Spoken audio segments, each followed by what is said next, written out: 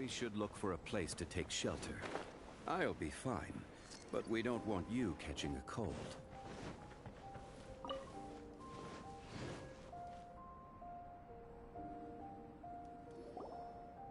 Albedo! Traveler, Paimon. I suppose your story is ready. Yep. How about you? Do you need some more time? No need. I am also ready to tell my story. Paimon calls dibs! Paimon first! Please, go ahead. Okay, here goes.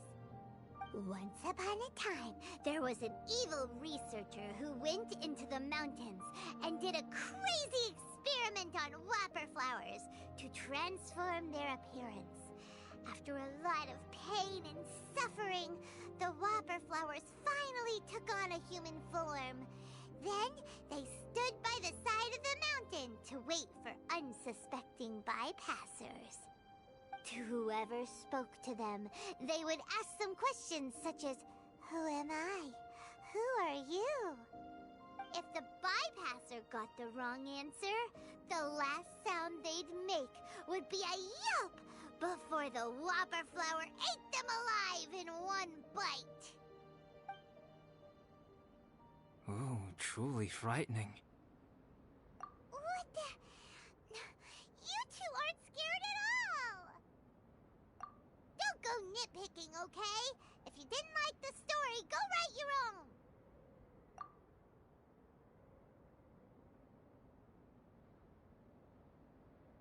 In other words, the whopper flowers would ambush and then completely replace their victims. And then what? Go back to where the person lives? Enter their home? Eat their whole family? Paimon made up this story, but now Paimon's the one who's scared by it. It's a good story. Oh, may I write it down? I may bring it up in future conversations. What for? Just to scare people with? Yes. You've got a real mean streak, Albedo. Mine is a little longer than yours. It starts with an alchemist. A great alchemist once created Subject 1. Subject 1 was her proudest achievement, and successfully blended into human society. No one ever would have thought that this friend of theirs was in fact a synthetic human. However, unbeknownst to Subject 1, the alchemist had tried the same experiment many times before he had come into being. Some of the rejects from failed experiments had been discarded, but had not died. Subject 2 was one such failed experiment. He was swallowed by a great dragon that came to rest upon a snow-swept mountain. Many years later, he was resurrected by the dragon's mysterious power. He saw all kinds of people on the mountain, including Subject 1, who had somehow miraculously blended in among them. Never in Subject 2's wildest imagination had he thought it possible for experimental life forms such as they to deceive everyone so successfully. He saw the way humans accepted Subject 1 as a friend, witnessed their affection as they addressed him by name. This was what Subject 2 wanted. Now, all that Subject 2 desired was to replace Subject 1 and take the joy of his existence for himself. This is giving Paimon the chills.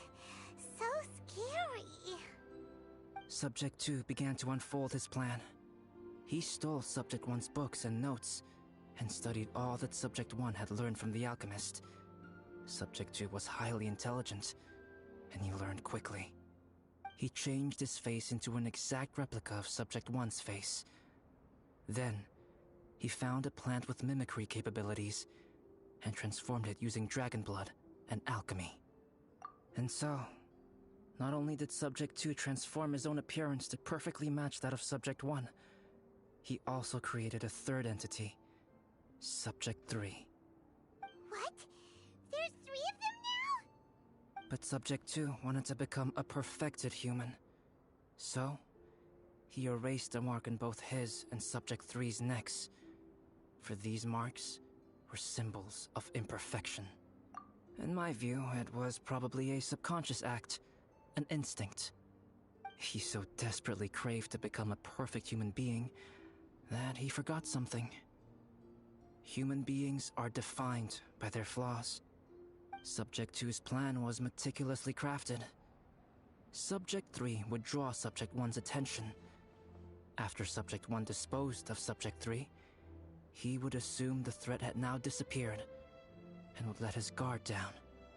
The next moment that Subject 1 was alone, Subject 2 would make his move. He would eliminate Subject 1 and become the only one remaining. He would secretly replace the Subject 1 of everyone's memories and inherit his identity, residence, clothing, sword, name, and friends. People would have no idea that the individual they knew had become somebody else from one day to the next. This is way too scary. Paimon's never gonna be able to trust anyone again. But just before Subject 2 could carry out his plan, a unique stranger entered the mix. Subject 2 tried to make contact with this person, but found that they could somehow sense he was different from Subject 1.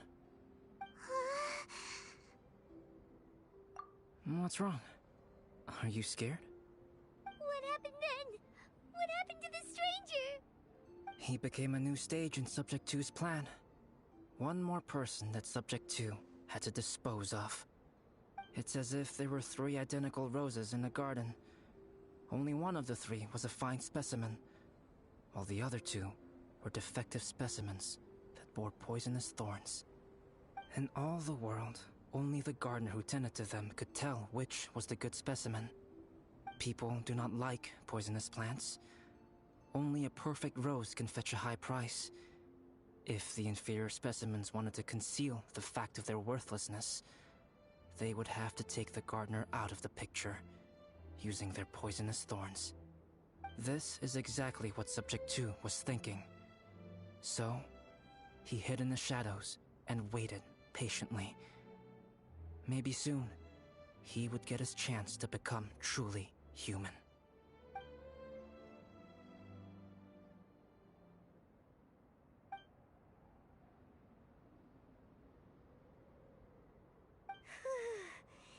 That was intense!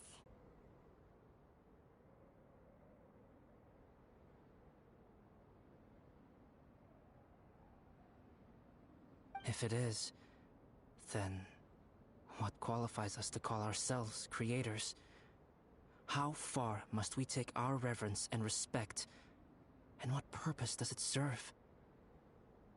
Nothing special. But whenever I think about it, I feel a twinge of grief. Poor Albedo. Hello? Traveler? Are you here? Hey, is that Amber? Thought we might find you here. We're here to deliver a message from Cyrus. There's gonna be a big event down at the base camp, and they want you there too, Traveler. Winter camp is nearing its end.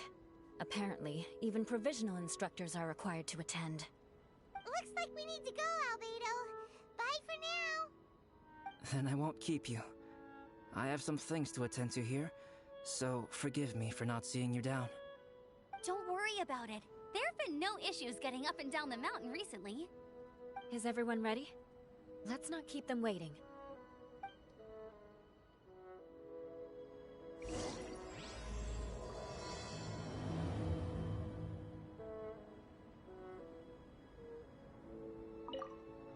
Go ahead. You're one of their instructors, no?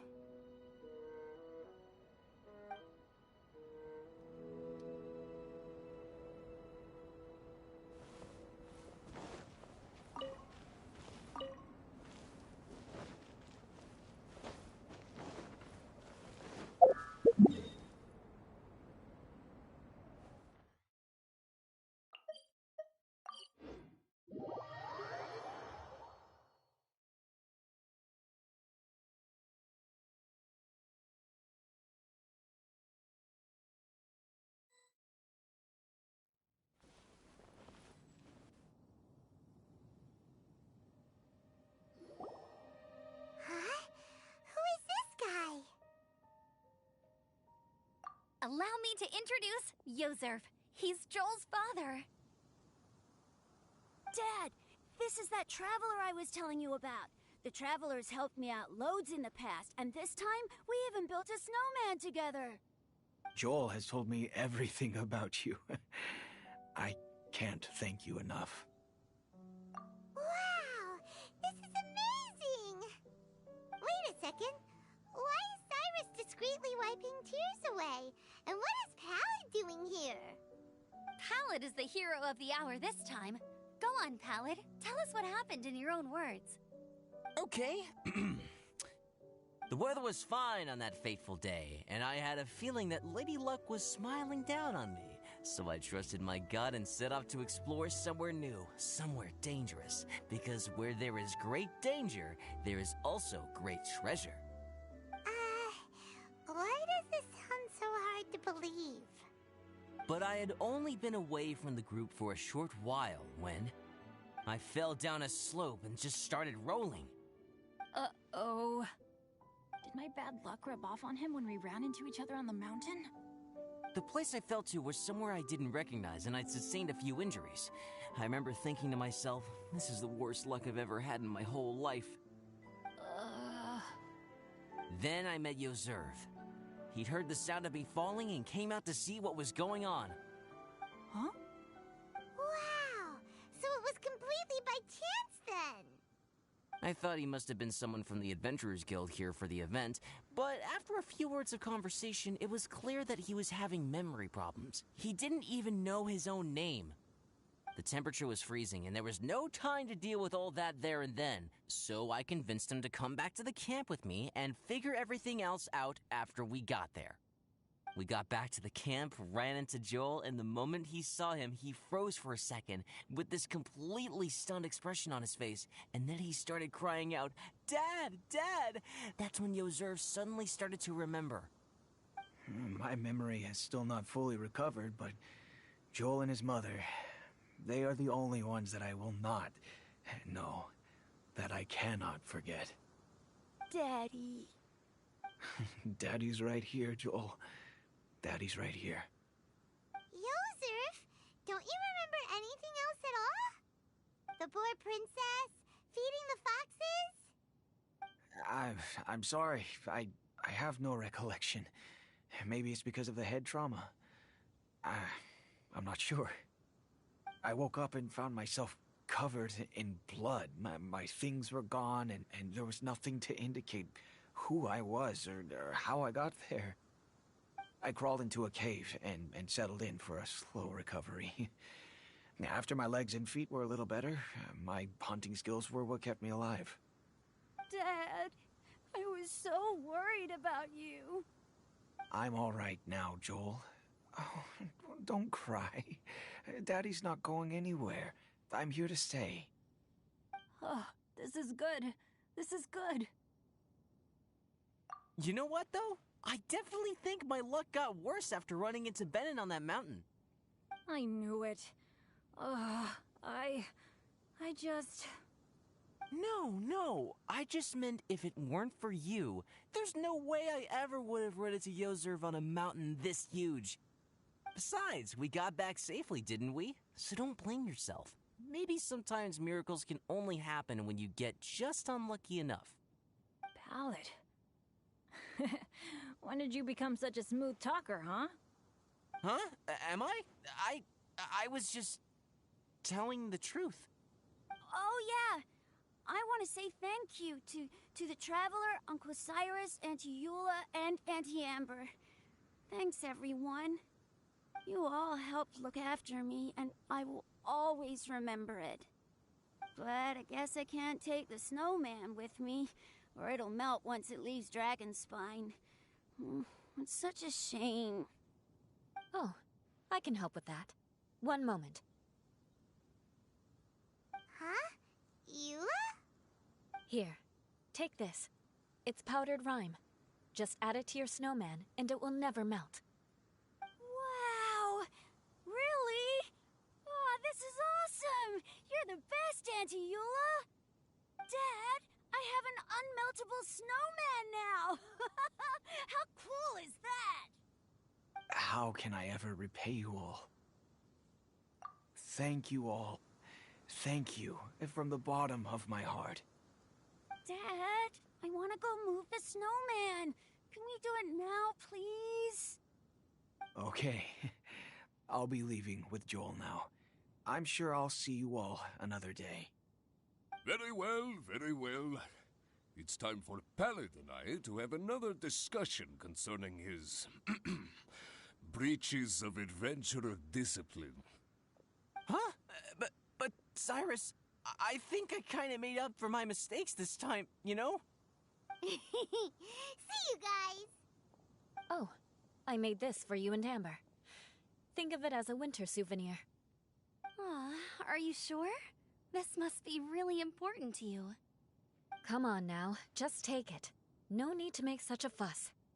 Wow! Now our snowman won't melt either! Great! You're welcome. Just keep it. That's all I ask. Amber and I have some business to attend to now. See you later. See you! Everyone's gone. Seems like they've all got their own stuff to do now. Oh! You know what? We've been on Dragonstein all this time, and somehow Paimon still forgot to ask Albedo about how to make a fruit juicifier machine that could keep the juice fresh. Maybe we should try Timaeus again. He does seem pretty eager to please after all.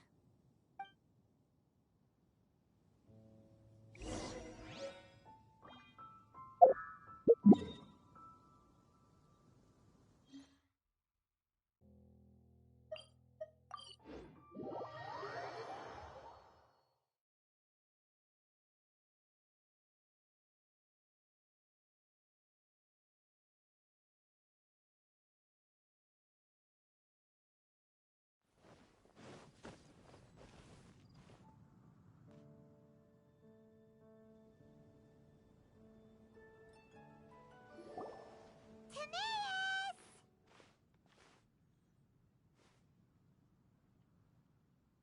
Traveler and Paimon, what can I do for you? Wait a minute. You've got that mischievous look on your face. Oh, you're not still thinking about that ridiculous juicer thing, are you? Timaeus, will you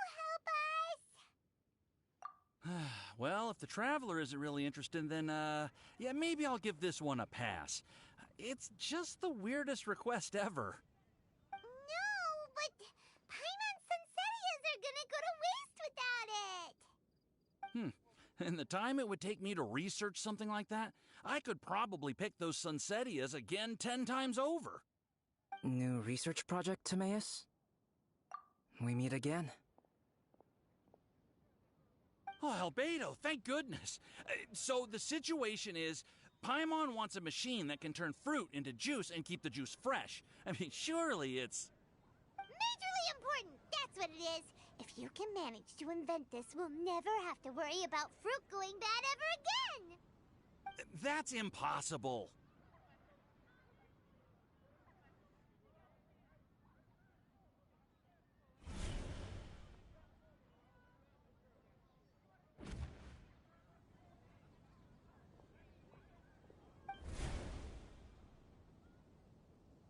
Turning fruit into juice is not hard, but keeping it fresh is more difficult.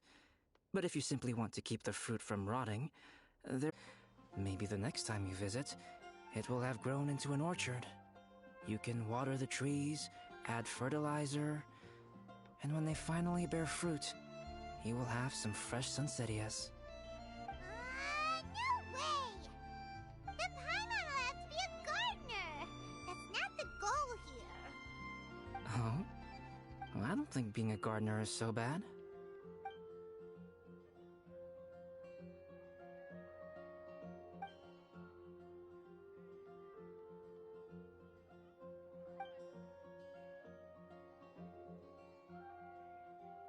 Albedo, stop trying to get your hands on Paimon's super sweet Sunsetias! It bothers you, does it? Of course it bothers Paimon! They are the rarest, super duper sweetest Sunsetias Okay, but they're just Sensetias.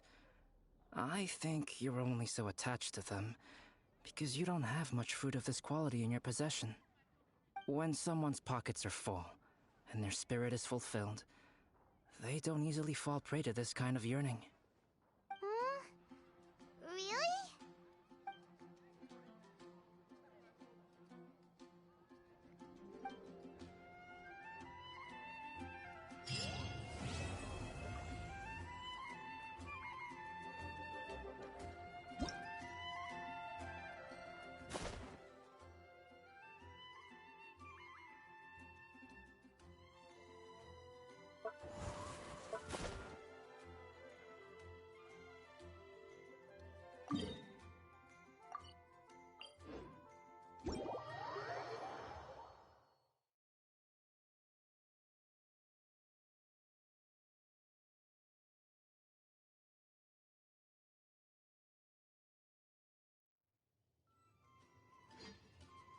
Boats are made for transferring commodities back and forth. And those that come across Liyue tend to stay a while. So it is where many things come to settle.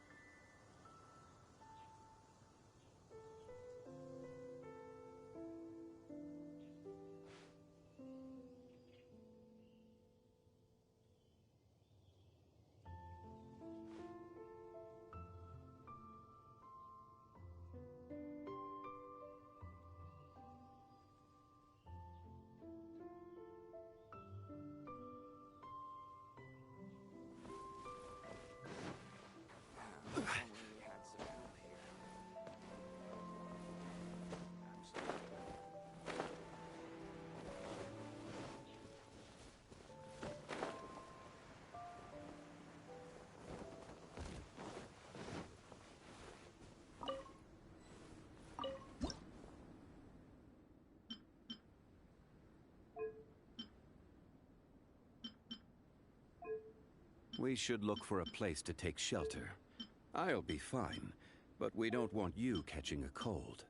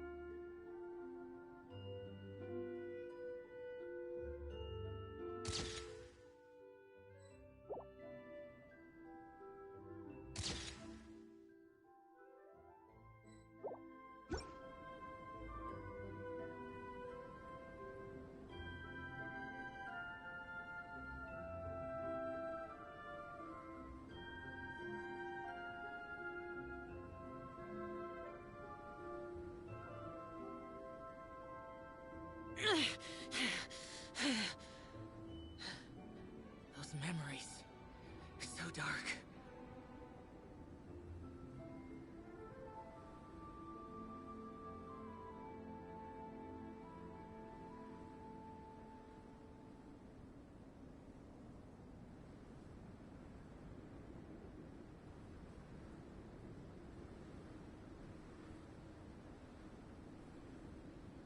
The damned will sooner die again than lay a hand on me.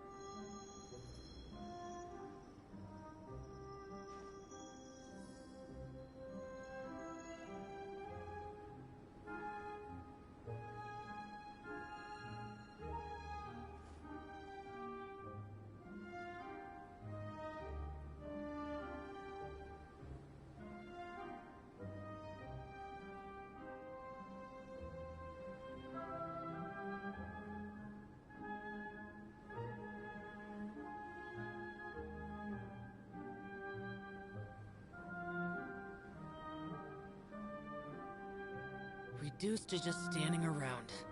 How absurd.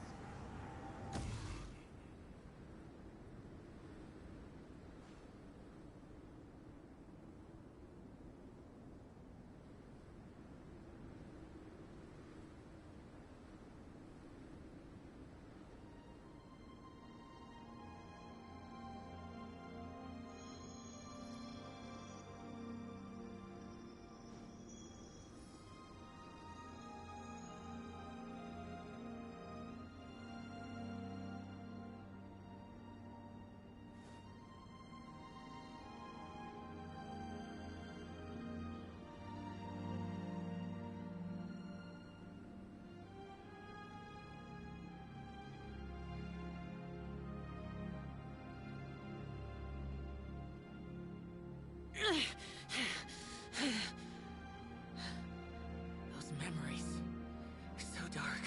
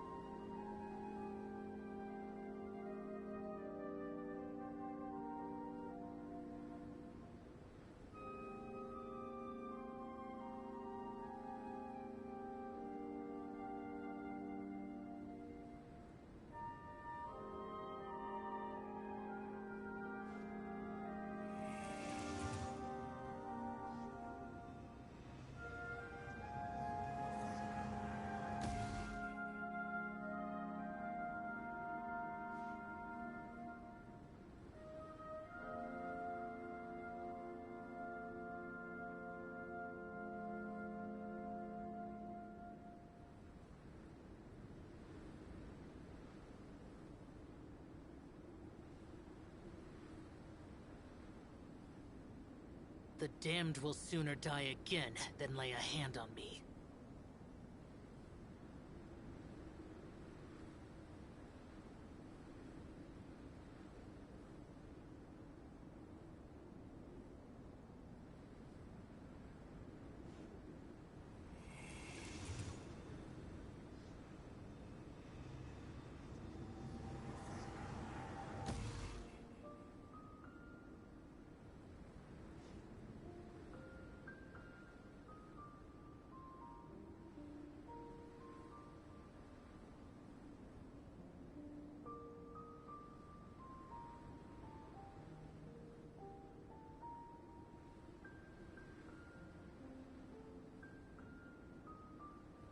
Reduced to just standing around.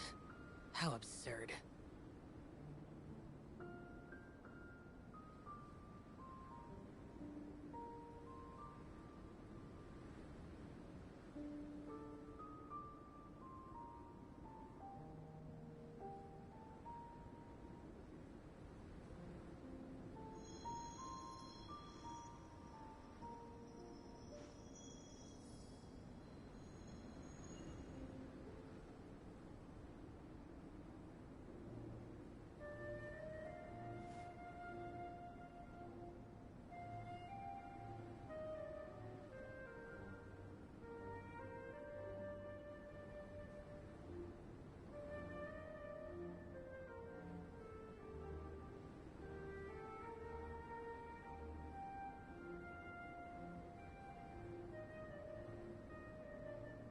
The damned will sooner die again than lay a hand on me.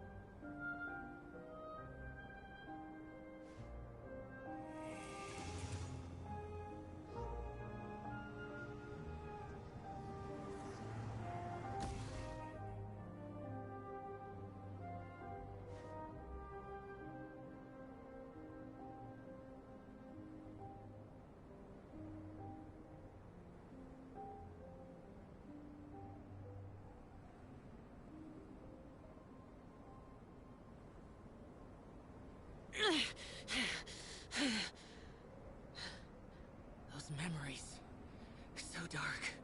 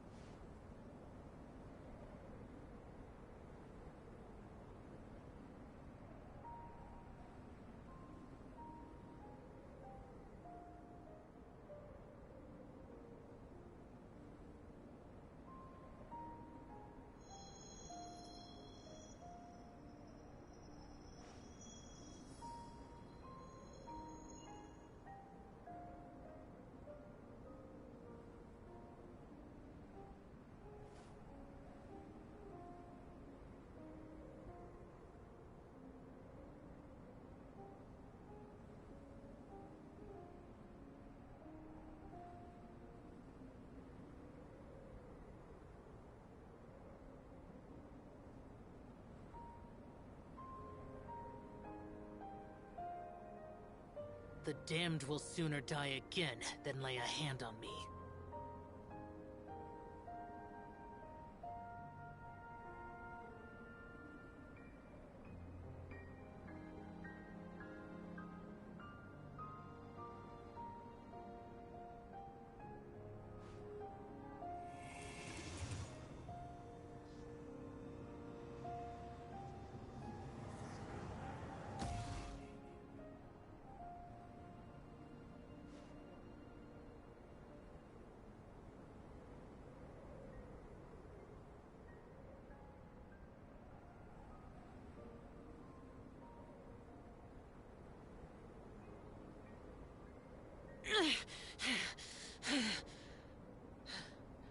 Those memories, so dark.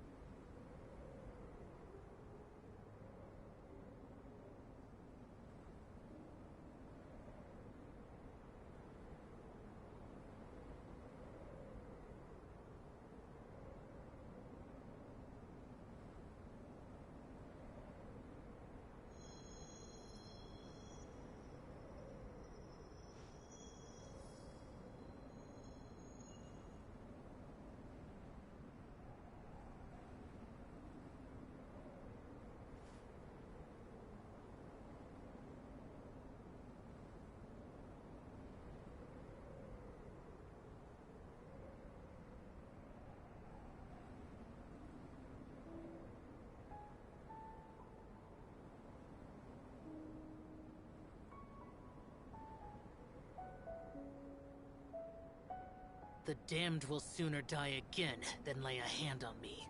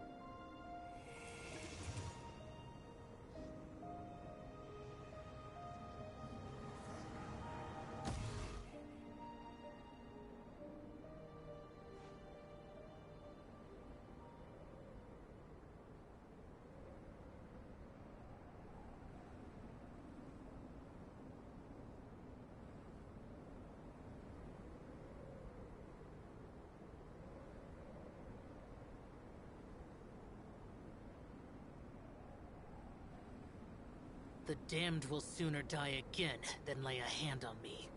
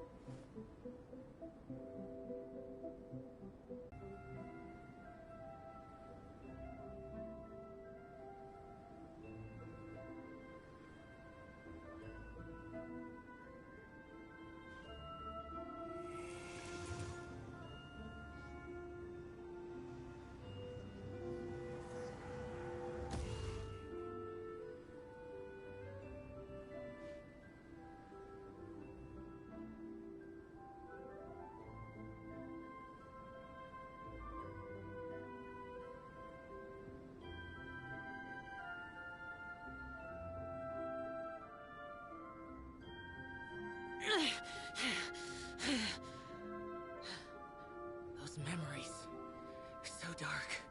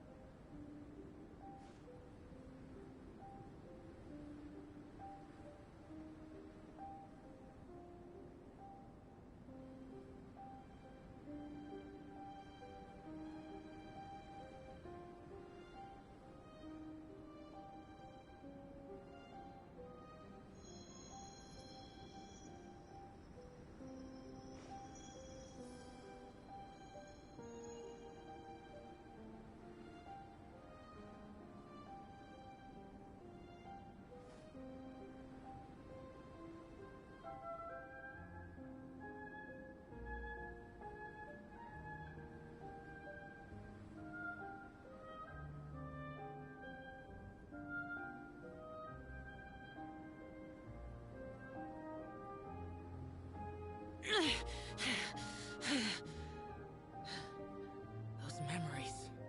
So dark.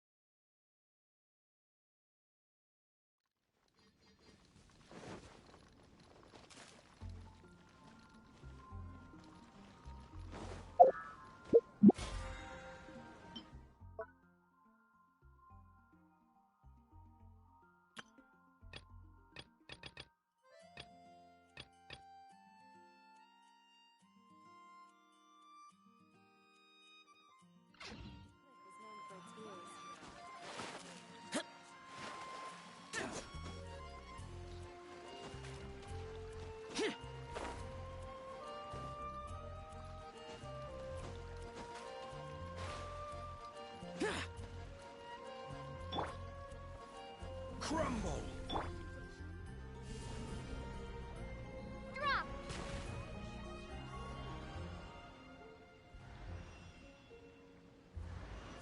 Starball!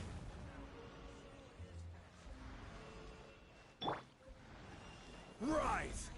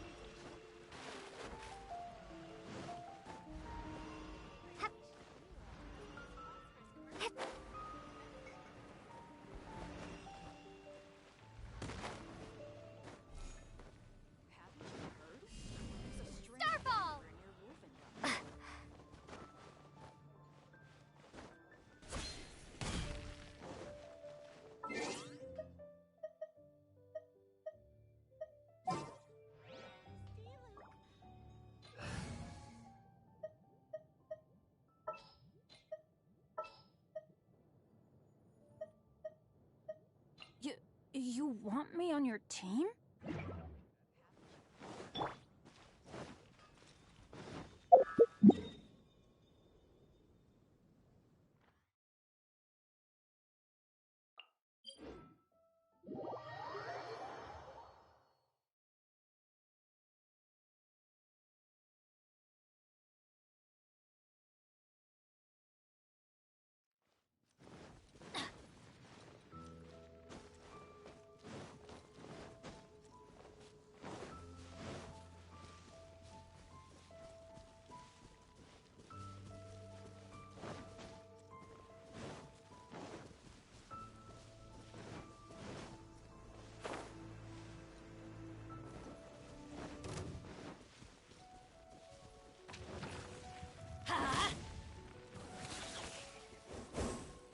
Off we go! Ha!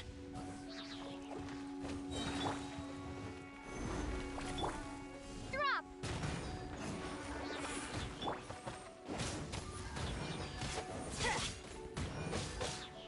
Huh?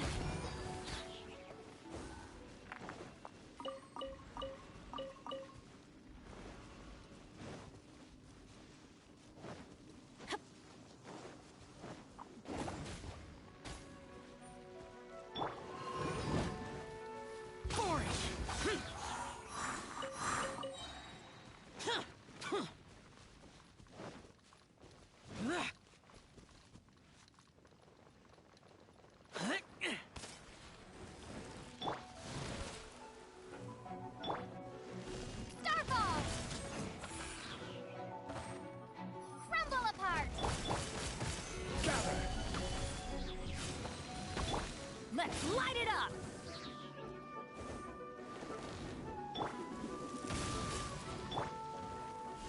Ha! Everybody stand back! Solidify! I will have order!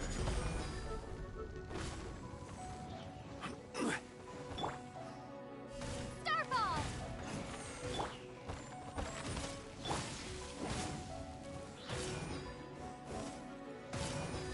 Let's light it up!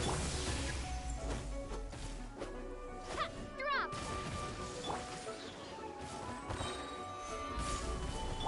I always bounce back. Just watch me.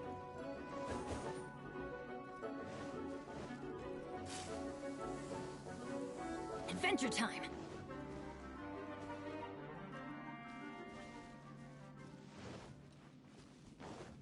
Off we go!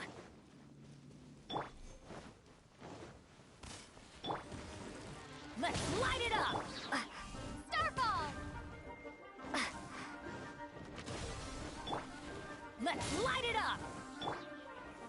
Gather!